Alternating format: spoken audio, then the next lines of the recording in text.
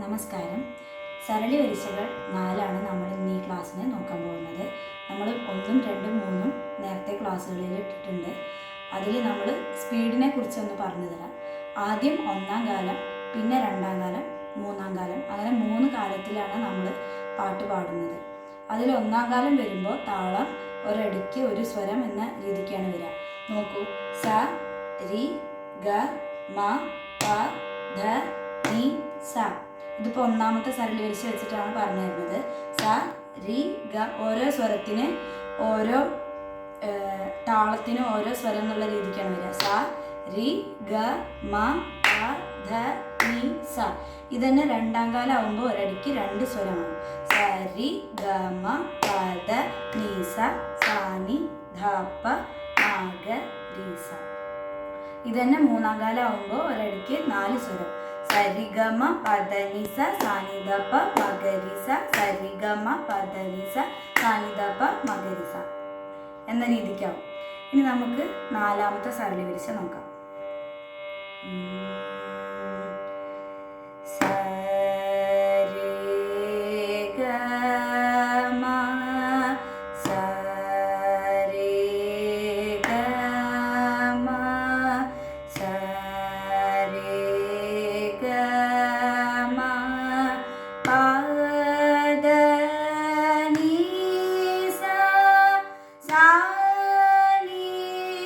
ധ പ സ നി ധ പ സ നി ധ പ മ ഗ രി സ.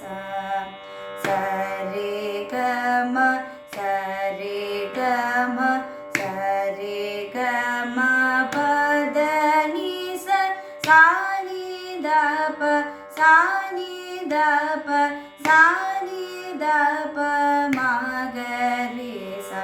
Sa re ga ma sa re ga ma sa re ga ma pa da ni sa sa ni da pa sa ni da pa sa ni da pa ma ga re sa.